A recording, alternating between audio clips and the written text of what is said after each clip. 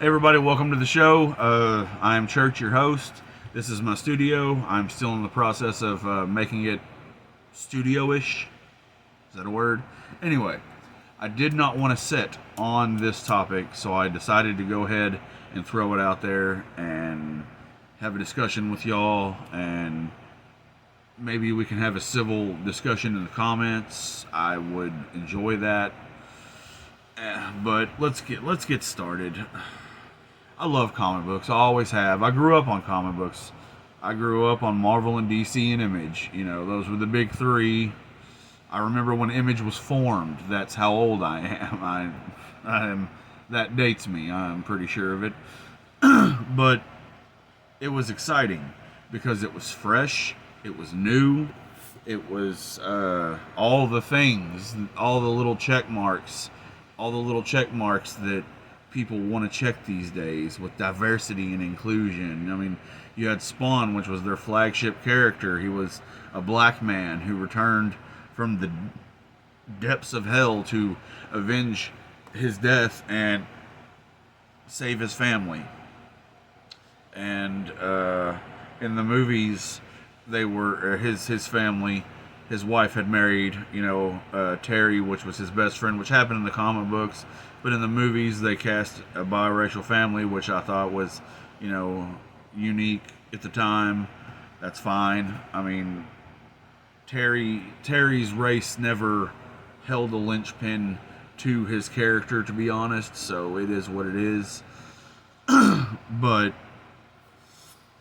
over the years, that's what comic books have dissolved into, and just a way for these crazy people to push their own narratives that don't make any sense and bastardizing years of continuity. I have a pen here. It's when I get nervous, I fiddle with pens. I mean, it is what it is. Anyway, back to the topic at hand. You had Spawn, which was awesome. Everybody loves Spawn. Everybody. I don't care who you are. Everybody, when the Blade movies came out, everybody loved Blade. I love Blade. I have all three of the movies, even the one that everybody thought sucked. I love them. I love them. I mean, the third one's more of like what you'd call what do they call that? A dark pleasure, I love it. Like guilty pleasure, that's it. I love it. Love it. Ryan Reynolds played a great Deadpool in that movie. For y'all that have seen the movie, you get the joke. I mean, but anyway. But I noticed comic books starting to take a downhill turn at one point, and I thought this is just temporary. That it'll level itself out. But then they just doubled down, and they went to this all new, all woke Marvel, where Captain America was no longer Steve Richards. It was Sam Wilson, which wouldn't have bothered me, but at the time, Captain America was Old Man Cap, and he was the leader of S.H.I.E.L.D. So, I was okay with it. It made sense narratively for that to be, for Captain America to pass down his shield. But what I did not like was the fact that they took a relatively awesome character in Falcon. Falcon was awesome. Sam Wilson had history. He had a catalog of adventures he had been on. He had done amazing things, like during the time to where, I think it was back in the 70s or 80s, they were complaining about there's no black superheroes, and then Stan Lee was like, you know what, they might be onto something. Boom, there was Power Man, which is Luke Cage. Boom, there was Blade. He started writing traditional new black characters. He did not take old characters, bastardize their entire backstory, and make them something they weren't. I mean, I kind of got over Miles Morales as Spider-Man because, for one, in the Ultimate Universe, The way they described it was, they they killed off Peter Parker, which I'll be honest, I kind of am glad with the way they went now, to where Miles and Peter can exist in the same timeline, because they brought Miles over to the 616, whatever. I hate alternate universes and multiverses. I mean, if they did it better, it would be alright. Like if the Ultimates stayed in the Ultimates, and told that line of stories. But no, they didn't. They merged everything together, just like I knew they would. There'd be some sort of crisis event, and anyway, Marvel has just been a clusterfuck for quite a few. Ooh, I said the F-bomb. F-bomb of the week. I probably said it. Anyway, moving on. Miles Morales is Spider-Man. Didn't really affect me that much, because you still had Peter Parker swinging around. They were teaming up, and I figured they would build out the Spider family, and that's cool. That would be cool if Sony would take some of those characters, like have a Ben Reilly Spider-Man movie, or maybe do the Clone Saga in a way that doesn't completely suck, and then Sony could tell those stories with those Spider-Men. That would be alright. That would be pretty cool. But no, they're not. They're sleeping on a lot of good money with characters like Silk, and which is also a diverse character because she's Asian, I think, or I don't know exactly what ethnicity she is, but I know that Cindy Moon is not a white traditionally white character, which But they started going downhill, and they started off by bastardizing Iceman and betraying his character all around and turning him into a homosexual, which I don't see the point, because you had like Daystar, or whatever the hell that character was, who was already traditionally homosexual. Why didn't you just bring him to the forefront and tell a good story about him? But no, you have these narratives and these plots that you have to check, and you have to make sure and ruin the history of all these characters. Like you have the young Iceman telling the old Iceman, "You're gay and you're betraying yourself." No, that's a retcon, and it's bullshit. And then you have this story in an alternate universe where Wolverine and Hercules dress in S&M gear and fight bad guys. Why? It was a horrible story. There was no need for it. And seeing these two grown men in S&M gear is not cool at all. Like, it was weird, and my baby brother looked at that shit like, what is this? He didn't want to see that shit. Like, my daughter didn't want to see that shit. Y'all told that for a small minority of people that were like, "Yas, queen." And then, I sat there and said, come up with traditionally diverse characters, like make some new ones, like Stan Lee did. But instead, we get what? Children of Adam and the new Warriors. I mean, Daniel Kibblesmith, this bitch was scared of superheroes. He said, "Oh my God, I was so intimidated by the new Warriors whenever I was a child." So he had to make the most physically trash characters he could. I mean, Trailblazer. The only trail she's blazing is to a buffet line. I don't want my kid to see that and go, "It's okay if I'm fat, Daddy. I can still be a superhero. I'll find a magic backpack like Dora." What are you talking about? Like, we're supposed to look at these characters and look up to them. They are supposed to be what we aspire to. Whenever I read comic books, it helped me it helped me tremendously because I had a lot of weight issues, and I still fight with that today. But today it's because of illnesses and not because I'm just a lazy piece of shit like I used to be. But I mean, it inspired me to get out and work on myself, physically and emotionally.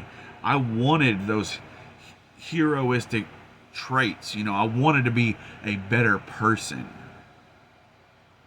And yeah, I do like the fact that Tony Stark had his own demons and was an alcoholic, and Deadpool usually winds up doing the right thing but does some fucked up things in between because it makes them more human.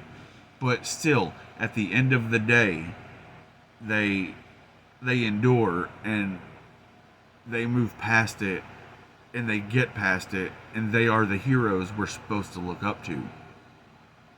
Instead, you have this kid that huffs gas and turns into what do they call him? Screen time. And then you have Snowflake in Safe Space. He can help everybody but himself. I mean, walking around in pink booty shorts, like projecting. He can project. What was it, like barriers and whatever, but he can't do it for himself. But he can create a safe space for everyone else. And then on top of all that, I mean, if you look at the pictures, they look very incestuous. They're supposed to be a brother-sister duo. I've never held my sister like that. I've given her plenty of hugs, but not like that. And then there's B negative. Oh, it's a play on words because he's being negative and it's a blood type and he's a vampire. Oh my god. Like, it's abysmal. And Children of Adam was the same shit. Race swapped Gambit, race swapped Cyclops, fat race swapped Jean Grey, and they're Gen Zers. Oh my god. One has a TikTok and a fitness Insta. Like, what god? What kind of garbage are? It's humiliating. And then you have the guy that does the interview. He can't even. He just says her name because he's so scared of misidentifying her if he calls her a woman. I mean, and I thought that was the worst. But no, then they drug DC down to their level. DC putting out this Gotham High garbage with freaking Asian Bruce Wayne, which makes no fucking sense at all. And Catwoman's a two-time in horror between her and the Joker. Like, what kind of, like, Twilight bullshit are you trying to write? 50 Shades of Gotham? I mean, God bless America. Oh, I forgot. They don't do that anymore. And then Superman, since I was a kid, has always been truth, justice, in the American way. That was his slogan. And now he's renouncing his American citizenship because fuck America. And now he's off fighting intergalactic butt pirates while his son is in fact a butt pirate. For no reason, like...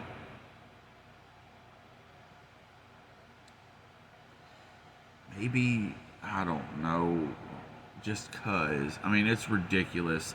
Now you got fucking Superman hanging outside of abortion clinics holding up a sign like, kill the baby, kill the baby. I mean, it's just so much garbage, and it's leaked into the movies now. I mean, slowly but surely it's taken over. I haven't seen Thor Love and Thunder.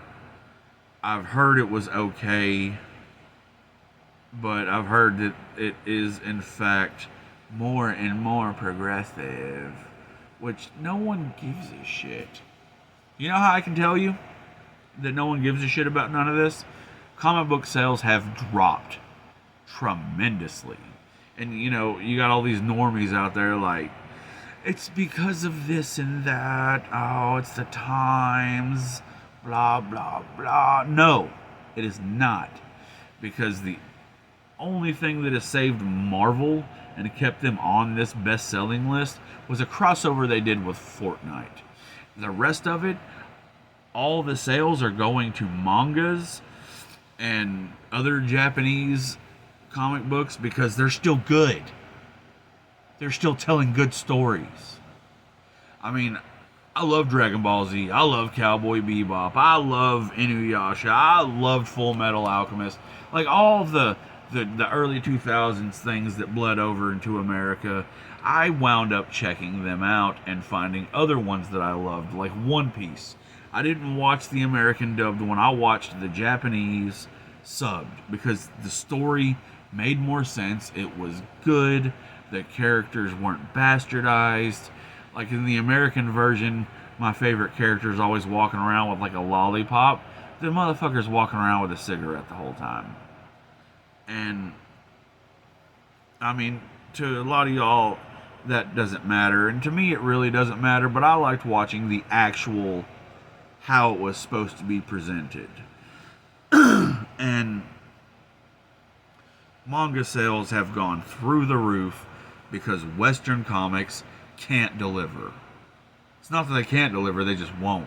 They're too busy giving you Ramirez talking shit about instaphobes and Rossism and whatever else. Oh my god, it's abysmal. It makes me not want to live in this world. Because you have them pushing these narratives. Like, okay, for instance, Young Justice Dark Crisis #2. There's this scene to where I want to call her Artemis, but I think she's going by a new tag, like Little Arrow or whatever. But Artemis is like introducing her friend, and she goes, "Liz, this is whatever she, her. Liz, this is whatever they, them, whatever the stupid little pronoun." And you know, that character that she introduced is in no other panels of this comic book. So that scene was put there just to push the bullshit narrative that this young adult writer who took over a beloved series and turned it into a train wreck. It was just put there for her little narrative. Everybody I knew loved Young Justice, but the sales for this comic have tanked since this chick took over. It has gotten progressively worse. You know, if that's what progressivism stands for, is progressively worse, then guess what? You're succeeding. Now that and then you have Batman being the angry father because Robin is supposedly now gay. Tim Drake was never gay. Ever since I can remember, he's had an on-again, off-again thing with Stephanie Brown, who he is absolutely in love with. Ever since when the sun went away and then it came back. Yeah.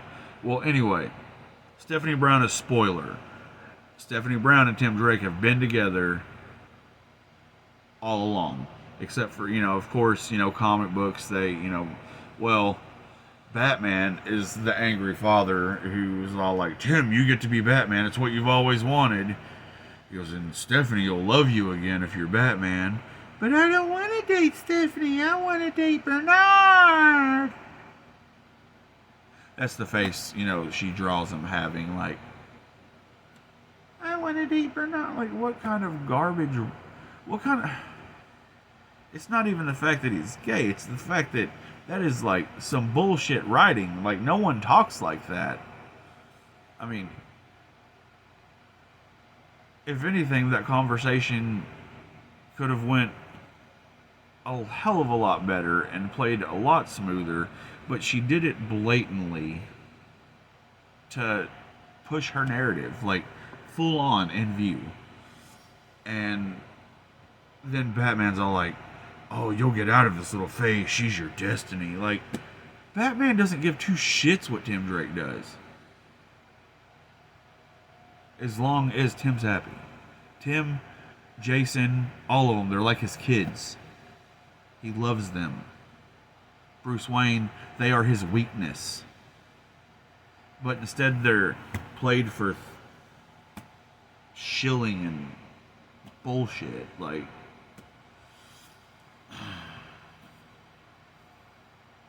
but just when all hope was lost, something new happened. Sort of like last time with Image Comics. This time, like I said, sales have tanked. No one's buying comics. No one cares. And then Eric D. July, my boy, starts his own comic book company. Does a pre-order campaign for ISOM #1. Hits $3 million. You know why? Because we're all still hungry for good comic book stories. All of us. And I don't mean that garbage that Marvel and DC is pushing. We're hungry for good comic book stories. And the first thing out of the gate he says is, I'm not here to push a narrative. I don't give a shit about your skin tone. I don't care what sex you are. I'm here to tell good stories, not political banter. You had me there. I am willing to do this. I have already purchased ISOM #1. I am waiting for it to come in the mail. If the story is good, you know what? Even if it's not good, I'm willing to give you a few tries. Because anything's better than what they're putting out right now.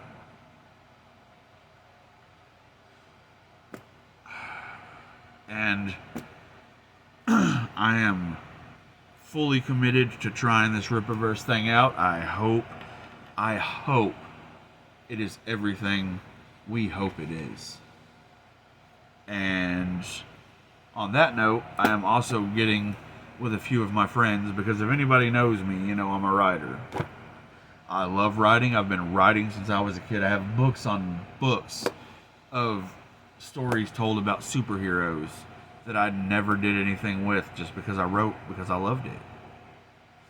I'm going through, I am revamping a lot of my stories, trying to add some more polish to them, trying to update them for, what I want them to be, which is a non-politically driven comic book with no banter. I may have some gay characters. I know I've got some black characters. I don't know. I've got a lot of woman characters and straight white male characters. I write characters about everybody. Naturally. I cannot wait. The Rippaverse has already hit $3 million in sales. And you already have people hating on this man. This man who has put everything into his new project. He has... Oh my God. He has so many people supporting him. Why? Because they want good stories. It has no relevance on his political leanings. He just had, I've been reading these message boards and surfing these videos. The people supporting him are on all sides. They just want good stories. That's all you had to do, Marvel. Now your reckoning is coming. Because people like Eric July, people like Comicsgate, that you dubbed racist. And that pisses me off. Because from what I remember, I might be wrong, but didn't Van Sciver used to write Green Lantern? Isn't he one of the ones who helped push Jon Stewart into the mainstream? I might be wrong about that, but I know that he never did anything to hurt that either. Just because he wanted to tell a good Hal Jordan story every once in a while didn't make him evil. And the artist for ISOM #1, he used to be the artist. He used to be an artist in DC. He was writing Superman until the day they took away Truth, Justice, and the American Way. Now he has his own graphic novel called that, just because DC was like, throw this away. We don't care about America. The American way. That's not something to be proud of. What the hell are you talking about? Like I said, Eric July, I'll be watching you, Bubba. I'm interested in everything you've ever done. I love your music. I love what you've done art-wise on your comic book. I can't wait to read ISOM #1. I can't wait to see the pantheon of characters you fucking come up with. You know why? Because you're more worried about telling a good story about cool characters. And that means something these days. I mean, I have a Spawn #1 that I didn't want to open. I never wanted to open it. But I was so freaking desperate for a good story. I broke my rule and I opened Spawn #1 just so I could read it. I dug out my entire old collection because I miss comic books. And I yearn for a day to where they're good again. Now, do I ever expect to read another good Batman story arc? Probably not. They're busy making the Fox kids the new Batman instead of Tim Drake or any of the people that it actually made sense. You could even tell a good Terry McGinnis story. Nah, they're busy making the Fox boys Batman. You know, the reason that makes me mad is because I believe Lucius Fox's son became a really awesome character called Batwing, who was like a mix of Iron Man and Batman. That was a really cool thing y'all did, and then you pissed all over it. Thank you, 5G, with your non-binary Flash, and your still gay Superman. And your transgender Wonder Woman shit, like whatever that was supposed to be. Amazons are supposed to be strong female warriors.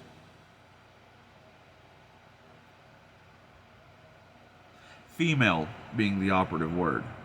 Not someone that feels like a woman. I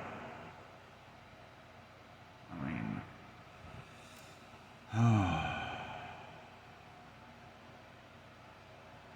You know what? I'm sad to say that I don't think there will be any more good Marvel comics. And even if there is, there's bound to be some agenda tucked somewhere. It's sad. It's sad. Because Stan Lee used to be able to tell a good narrative written story that had to do with politics of the world, but he did it in a way to where you weren't getting preached at. X-Men comes to mind. He said he wanted to tell a story that was the equivalent of racism in our country without beating America over the head. So he came up with mutants as a allegory. Yeah, it's supposed to be an allegory of racism, but he did it in a way to where it didn't saturate the story. It didn't make it ridiculous. It didn't make it god awful. It wasn't, you're horrible, you're a horrible human being, for 86 pages. And you know, if we could have just left it at that, that would have been great. But no, you had to keep pushing. So me, I'm taking my leave from Marvel and DC. I'm going to go check out the Rippaverse. And then I'm going to check out Cyberfrog. And then I'm going to check out Truth, Justice, and the American Way. Then I'm going to check out all the other indie comics, because they are 10 times better than anything Marvel's doing, anything DC's doing. And that makes me sad. This is. I'm done. I'm done ranting, and I hope to see you next time at Church versus the World. And good night. I am done.